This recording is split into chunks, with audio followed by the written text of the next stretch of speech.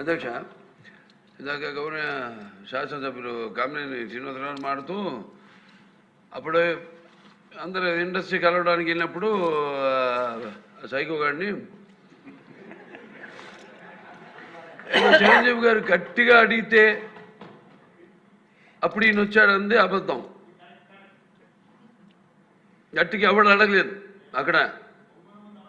అది మీరు అన్నారు ఇందాక,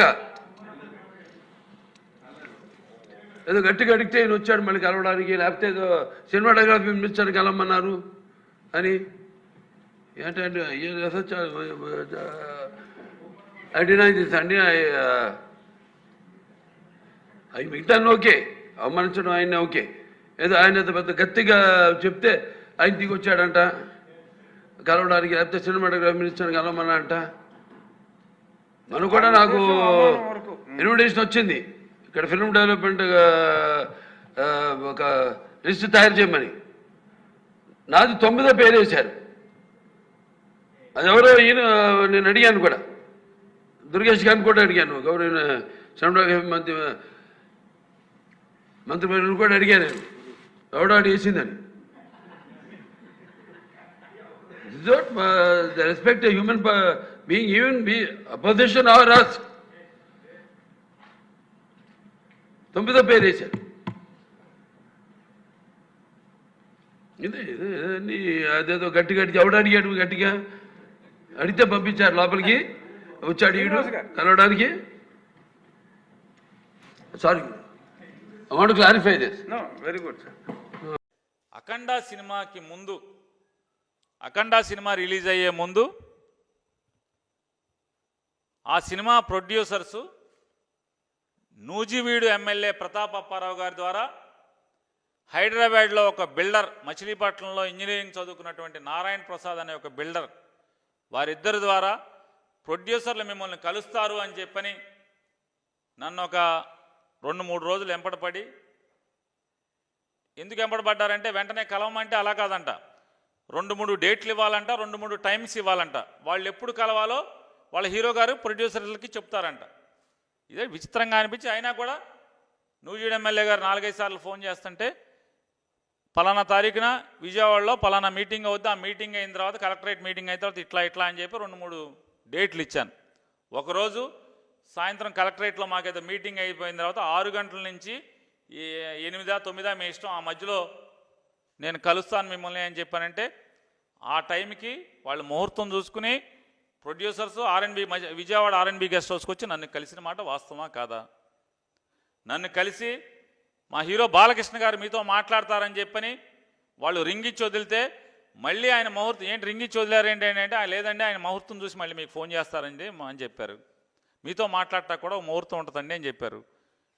బాలకృష్ణ గారు కాసేపటికి ఆయన మరి టైం చూసుకుని ఉంటారు, ఆయన ఫోన్ చేశారు. సార్ మంత్రి గారు ఉన్నారు సార్, ఫోన్ ఇస్తున్నామని చెప్పి నాకు ఇచ్చారు. బాలకృష్ణ గారు నాతో మాట్లాడారు. నేను సీఎం గారిని కలుస్తానండి, నాకు అపాయింట్మెంట్ కావాలని చెప్పి నన్ను అడిగారు. నేను సీఎం గారిని అడిగాను, బాలకృష్ణ గారు వస్తా అంటున్నారండి అపాయింట్మెంట్, దేనికి నాని అన్నారు. సార్ అఖండ సినిమా దేని గురించి మాట్లాడతారంటే, వద్దు నాని ఆయన క్యారెక్టర్ పోద్ది, వద్దు ఆయనకి ఏం కావాలో చూసుకుని చేసేయండి అని చెప్పారు. ఇందులో ఎవరు పెద్దరికం, ఎవరు పెద్ద మనిషి? బాలకృష్ణ గారిని అంటారని నేను అనుకోవట్లేదు. సీఎం నేను కలవను, ఎందుకంటే నన్ను ఆయన నేను సీఎంని కలుస్తానని చెప్పి నాతో మాట్లాడారు. ఆయన సాధారణంగా మనుషుల గురించి తెలుస్తూ ఉంటుంది. బాలకృష్ణ గారు అబద్ధం చెప్తాడని నేను అనుకోవట్లేదు. ఆ ప్రొడ్యూసర్ గారిని కానీ బాలకృష్ణ గారిని చెప్పండి, మేమేమన్నా వేధించామా ఎక్కడన్నా? చెప్పండి వాళ్ళు గుండెల మీద చేసి చెప్పండి, మేము ఎక్కడన్నా వేధించామని చెప్పి. నేను మాట్లాడింది అసత్యం అయితే చెప్పండి, నేను క్షమాపణ కోరుకుంటా బహిరంగంగా. ఆ చర్చని అడ్డం పెట్టుకొని జగన్మోహన్ రెడ్డి గారిని దూషించాలనేటువంటి కార్యక్రమం, జగన్మోహన్ రెడ్డి గారిని సైకో అని, శాడిస్ట్ అని ఇలా మాట్లాడేటటువంటి తీరు శాసనసభలో మనం గమనించాం. ముఖ్యంగా కామినేని శ్రీనివాస్ గారు, ఆయన కూటమి సభ్యుడు, భారతీయ జనతా పార్టీ శాసనసభ్యుడు, ఇంతకుముందు ఆరోగ్య శాఖ మంత్రిగా కూడా చేశారు. ఆయన జగన్మోహన్ రెడ్డి గారిని దూషించేటటువంటి కార్యక్రమంలో చిరంజీవి గారిని అప్పు తెచ్చుకున్నాడు. చిరంజీవి గారు జగన్మోహన్ రెడ్డి గారు ముఖ్యమంత్రిగా ఉన్నప్పుడు కలిసినప్పుడు జరిగినటువంటి సంఘటనని వక్రీకరించేటటువంటి ప్రయత్నం చేశారు. సినిమా నటుల్ని కించపరిచారని, చిరంజీవి గారిని అయితే తీవ్రంగా అవమానించారనేటువంటి మాటలు కూడా మాట్లాడారు. దానితో పాటు చిరంజీవి గారు మిగతా సినీ నటులు వచ్చినప్పుడు నేను కలవనని, సినిమాటోగ్రఫీ మినిస్టర్తో కలిసి మీరు పని చూసుకుని వెళ్ళమని చెప్పినట్టు, ఆ తర్వాత చిరంజీవి గారు గట్టిగా ఎందుకు కలవరు మీరు, నన్ను రమ్మంది మీరే కదా అని గట్టిగా మాట్లాడినట్టు, అంటే ఒక విధంగా చిన్న ఫైట్ చేసినట్టు, అప్పుడు జగన్మోహన్ రెడ్డి గారు తిరిగి వచ్చినట్టు మాట్లాడినట్టు చెప్పేటటువంటి ప్రయత్నం చేశారు. ఏమి మాట్లాడాడో శ్రీనివాస్ గారు ఒక్కసారి వినండి. సీఎం గారు మిమ్మల్ని కలవట్లేదు, సినిమాటోగ్రఫీ మంత్రి వచ్చి మీకు చెప్తారన్నారు. అప్పుడు చిరంజీవి గారు కొంచెం గట్టిగానే ఏంటి మీరు పిలిస్తే మేము వీళ్ళందరినీ తీసుకొస్తే ఆయన రానంటారంటే వచ్చారు.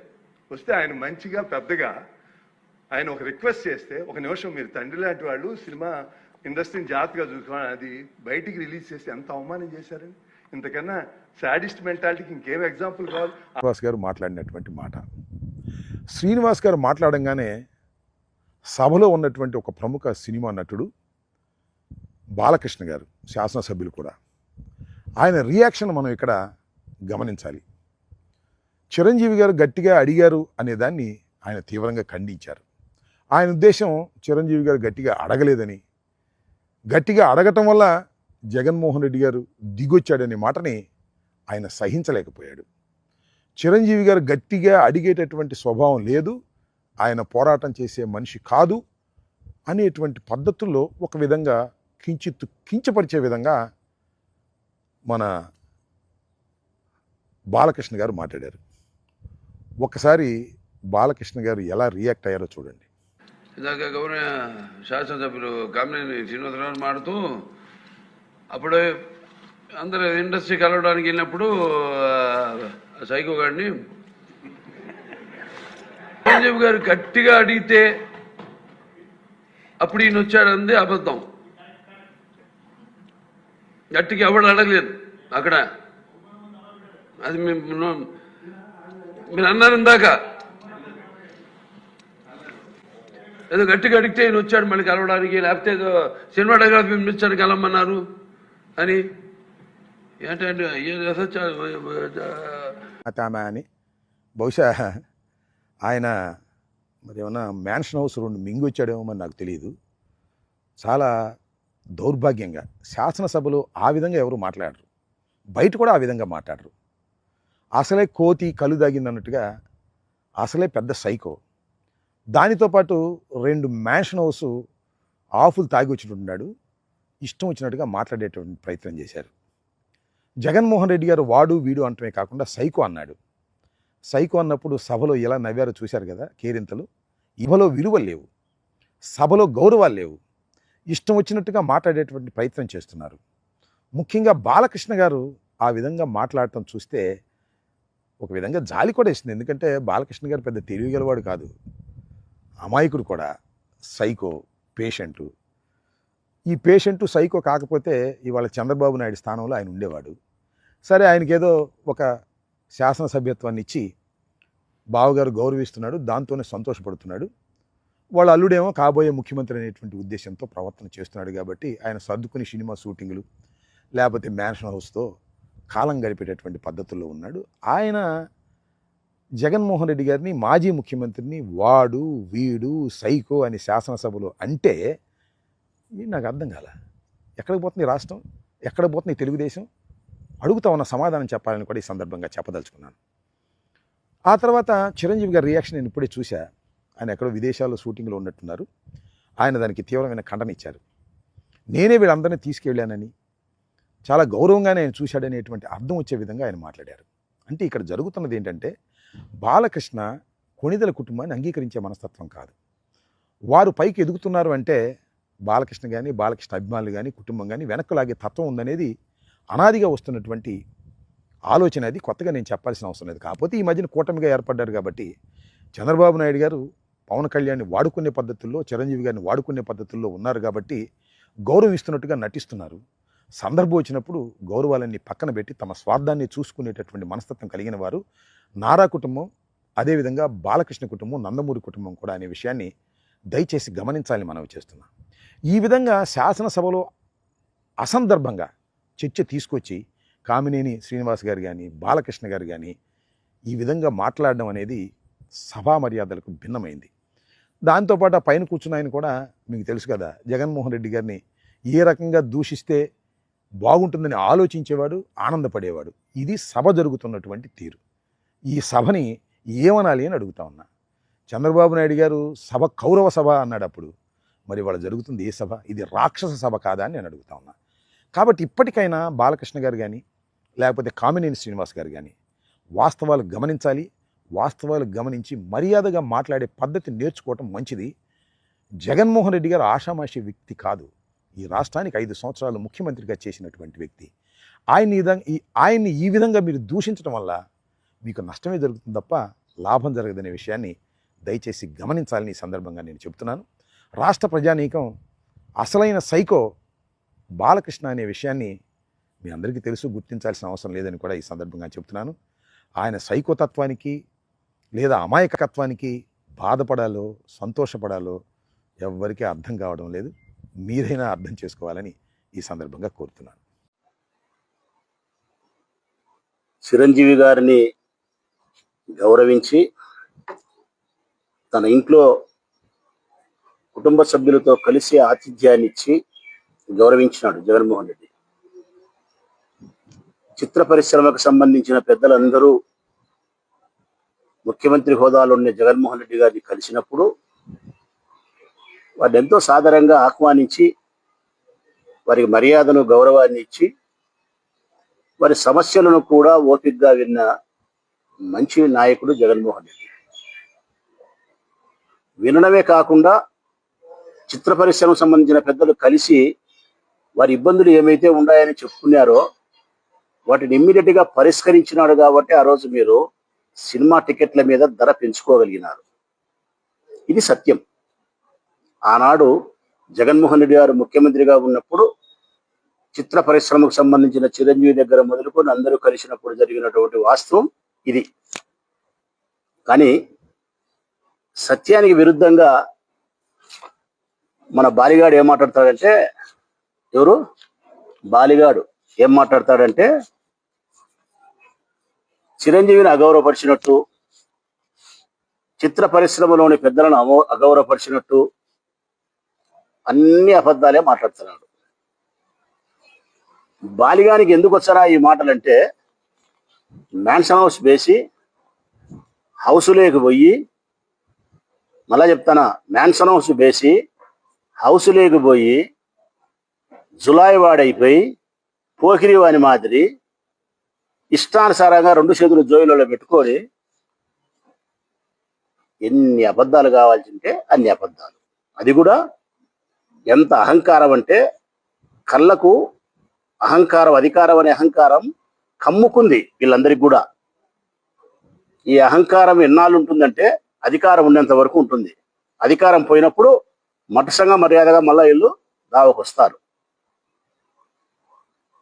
అహంకారం కాకపోతే అసెంబ్లీలో ఎవరైనా 3 సార్లు ఎమ్మెల్యే అయిన వ్యక్తి, ముఖ్యమంత్రికి బావమర్దివి, ఎన్టీ రామారావు కుమారునివి, నీ స్థాయి, నీ హోదా అన్నీ మర్చిపోయి 2 చేతులు జోబులో పెట్టుకొని నెత్తిన అద్దాలు పెట్టుకొని జులాయి వారి మాదిరి పోకిరి వారి మాదిరి నీ ఇష్టం వచ్చినట్టు సైకోగాడు అని చెప్పి జగన్మోహన్ రెడ్డి మాట్లాడతావా నువ్వు? కొవ్వు పట్టినారు మీరు. ఎంత పట్టినారంటే అంత పట్టినారు మీరు. అసలు జగన్మోహన్ రెడ్డి చేసిన సాయం అన్న నీకు గుర్తుందా? నీకు ఈ బసవతారక రామ హాస్పిటల్ సంబంధించిన ఆరోగ్యశ్రీ బిల్లులు రావాల్సి ఉంటే జగన్మోహన్ రెడ్డి కోట్ల రూపాయలు నీకు రిలీజ్ చేసినాడు. మర్చిపోయినావు. జన్మనిచ్చిన నీ తండ్రికి వెన్నుపోటు పడిచింది చంద్రబాబు నాయుడు. అట్టి చంద్రబాబు నాయుడుతో కలిసి ప్రయాణం చేస్తున్నావు. నీ బిడ్డను ఆ ఇంటికి ఇచ్చుకున్నావు. స్వార్థపరు నువ్వై. మీ నాయన్ను చెప్పులతో వేయించిన మనిషితో నువ్వు బంధుత్వాన్ని కలుపుకొని ఊరేగుతున్నావు. కానీ జగన్మోహన్ రెడ్డి నీ తండ్రి నాయకత్వాన్ని, మంచితనాన్ని, ప్రజల్లో ఆయనకు ఉండే బలాన్ని గుర్తించి కృష్ణా జిల్లాకి ఎన్టీఆర్ జిల్లాని నామకరణం చేసిన వ్యక్తి జగన్మోహన్ రెడ్డి. అది మర్చిపోయినావు. నీ ఇంట్లో తుపాకులతో కాల్చి నువ్వు జైల్లో చిప్పకూడి తినాల్సినోనివి. చిప్పకూడి తినకుండా నేను సంరక్షించిన వాడు రాజశేఖర్ రెడ్డి. ఆ రక్తమే జగన్మోహన్ రెడ్డి. ఎటు చూసినా నువ్వు అబ్బా కొడుకులకు రుణపడి ఉండవు బాలిగా. నువ్వు ఎటు చూసినా రుణపడి ఉండవు. నువ్వు అబ్బనికి బాకీ పడినావు, కొడుకుకు బాకీ పడినావు. నువ్వు ఈ 3 సంవత్సరాలే ఈ పదవి అహంకారం. మళ్ళీ తర్వాత నీ పేరు కూడా డిజిటల్ బుక్లో ఉంటుంది. నువ్వు అతిపూరి వ్యవహారం చేస్తే నీ పేరు కూడా డిజిటల్ బుక్లో ఖచ్చితంగా ఉంటుంది. దాంట్లో ఏం మర్చిపోవాల్సిన అవసరమే లేదు. నీకు మళ్ళా చెప్తానా, ఇంకొక్కసారి ఎప్పుడైనా నువ్వు జగన్మోహన్ రెడ్డిని వాడు గీటు అని మాట్లాడితే ఇప్పుడు బాలిగా అన్యాం. ఇంకా బాలిగా కాదు, ఈసారి ఇంకా నీచంగా కూడా మాట్లాడతాం. మీరేమన్నా బెదిరించుకోవాలనుకుంటారేమో. వాస్తవానికి జగన్మోహన్ రెడ్డి సౌమ్యుడు. జగన్మోహన్ రెడ్డి వినయం కలిగిన మనిషి, ఏమాత్రమే కానీ గర్వం లేని మనిషి. తన దగ్గరికి బీద సాదా అధికారి ఐఏఎస్ ఎవడొచ్చినా కూడా చాలా సౌమ్యంగా వినయంగా ప్రేమగా అన్నా అన్నా అని సంబోధించి మాట్లాడతాడు. మహిళలను ఎంత గౌరవించాలనో అంత గౌరవిస్తాడు. చిన్నపిల్లలను ఎంత ప్రేమగా హక్కును చేర్చుకోవాలనో చేర్చుకోగలుగుతాడు. అట్లా మనిషిని పట్టుకొని మీరు సైకోగాడంటారా? బుద్ధినే మీకు రొంతన్నా. జగన్మోహన్ రెడ్డిలో ఉండే లక్షణాలలో ఒక్క లక్షణం ఉందే మీకు, మంచి లక్షణం. ఎంత ఓపిక కలిగిన వాడు ఆయన, కాలానికి ఎదురీదగలిగిన ఓపిక కలిగిన వాడు. ఎన్ని కష్టాలు వచ్చినా లొంగకుండా ఉండే ధైర్యవంతుడు. తను అనుకునే విజయాన్ని చేర్చుకునే దానికోసం, విజయ తీరానికి చేరడం కోసం ఎంత శ్రమించాలో అంత శ్రమించేవాడు. తన నాయకత్వ పటిమతో ఈ రాష్ట్రంలో ఉండే పేద వర్గాలకు మేలు చేసే నాయకుడు. అట్లా పట్టుకొని సైకోగాడంటావు నువ్వు. జగన్మోహన్ రెడ్డి గారి కాలి గోటిలోని దుమ్ముకు కూడా బాలిగా నువ్వు సమానం కాదు.